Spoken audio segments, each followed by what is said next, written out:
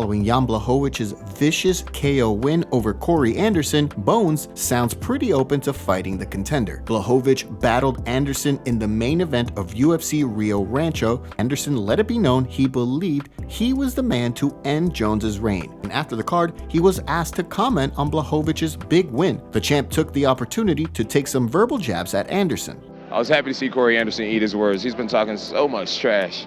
And then to go out there and perform the way he did, yeah.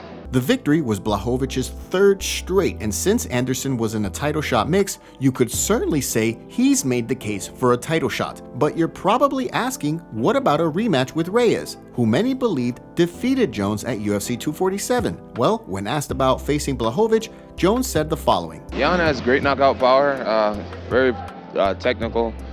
His fundamentals are very sharp, and yeah, I think it's going to make a great opponent. So does this mean that Jones is no longer on board with fighting Reyes again? Not quite. When asked specifically about facing the surging fighter one more time, Jones said this. No, it's something I definitely consider. I think in order for a Dominick Reyes rematch to happen, it's going to take just a few meetings with the UFC. Colby Covington says Jorge Masvidal is going to duck Kamaru Usman. Jorge Masvidal has been trashing Kamaru Usman in the media, and the two recently had a heated exchange at a Super Bowl media event.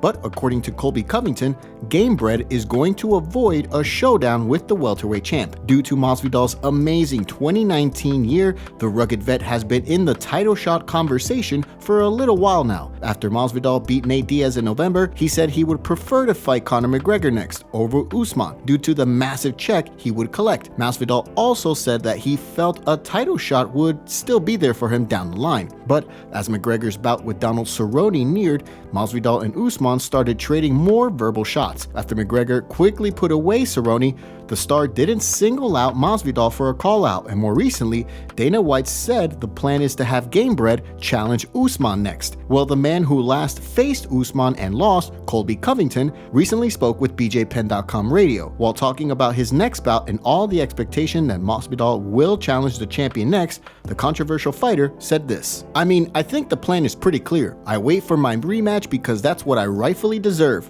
I don't think it's going to come to fruition because I think journeyman Jorge Masvidal, aka Street Judas, if you guys know who Judas is from the Bible, he's not going to sign the dotted line because he's going to want to wait for that Conor fight. He's going to want to wait for the big money fights. He's not going to want to fight Marty Fake Newsman and risk losing all the hype that he has, because that's all journeyman Jorge Masvidal is right now. Hype. And while talking about Masvidal's recent run, which has put him in the pole position for a title shot, Chaos said the following. The dude's got 15 losses on his record. He sucks at fighting. He's a piece of shit person. You know, this is coming from someone who used to live with him and he knows all the ins and outs about him. He's a dirtbag, and there's a reason a lot of his family doesn't even talk to him anymore. So I don't think he's going to sign the dotted line against Marty Fake Newsman. And then I'm getting my match. That's going to be that. Is Masvidal going to bow out of facing Usman? So far, there's been no indication of that happening, especially since White has also said that the plan is to have McGregor fight the winner of the April 18th bout between Khabib Nurmagomedov and Tony Ferguson. And as far as Covington's comments about Masvidal as a person, it's worth noting that Masvidal has accused Covington of ripping off one of their coaches at American Top Team, and he's also slammed Colby repeatedly as well. The universe is going to correct that mistake via me. Our time will come. I'll dictate when, and then I will. A lot of people said, you included, I think, that what I did to Ben was a little uncalled for.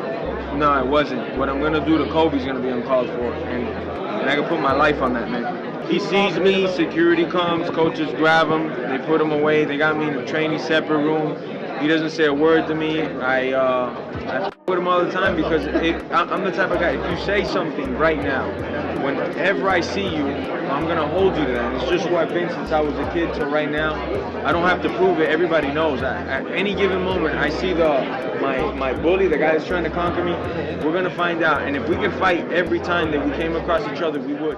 A new report says UFC paid fighters less than 16% of revenue. The Ultimate Fighting Championship reportedly made close to $1 billion in revenue last year, and the promotion's president, Dana White, has said it was the company's best to date.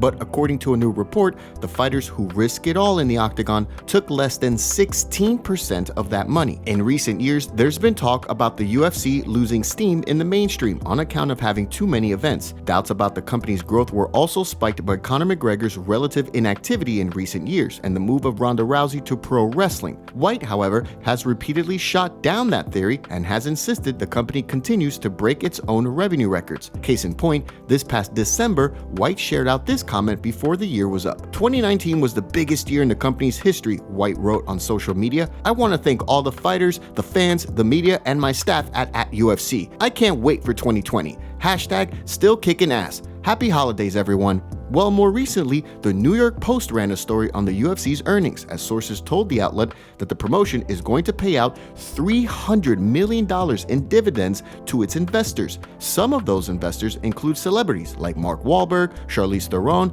Gisele Bündchen, Ben Affleck, and Serena and Venus Williams. All this comes at a time when the UFC is battling a lawsuit from a group of fighters, which the New York Post story notes alleges the UFC, quote, engaged in anti-competitive practices intended to drive down their compensation costs, including forcing fighters into long-term contracts that prevent them from fighting elsewhere, and, quote, using its market dominance to coerce fighters to re-sign contracts. In addition, the aforementioned story cites a source who claims the UFC's fighters cost the Las Vegas promotions company less than $150 million last year, or under 16% of its $900 million in revenue. So if those figures are accurate, the UFC is paying out far less of its revenue to its athletes than other big pro leagues. For example, Major League Baseball, the National Football League, and the NBA all pay between 48 and 50% of its revenues to their players. Now, it's also worth noting that Mark Shapiro, who is the president of Endeavor, the parent company of the UFC, has defended the promotion's compensation model. For example, Shapiro was quoted saying, "It's different league by league. We pay our fighters significantly more than any other MMA organization. They deserve it. Fighter compensation has gone up commensurately with the success of UFC." Looks like not all fighters agree with Shapiro's take. Retired UFC fighter Nate Quarry tweeted out this: "Yeah, we know. Boxers get upwards of 85% of the revenue they generate because they fought for it with the Ali Act. Now we're fighting for the Ali Expansion Act and in our class action lawsuit. We'll get there. It's our turn to stand up for ourselves and our family's future." UFC and Bellator vet Devin Powell tweeted out this: "First UFC fight, I left that cage with a broken eye socket plus a paycheck for $10K. Then I got taxed heavily. Pay manager, pay for 2 plane tickets to Arizona out of pocket, pay for food and camp. We'd do it free, but deserve better." But what do you guys think? Is the UFC underpaying their fighters, or is the compensation model set up right, whereby on the very best of the best are making big bucks? Or is it a bit of both?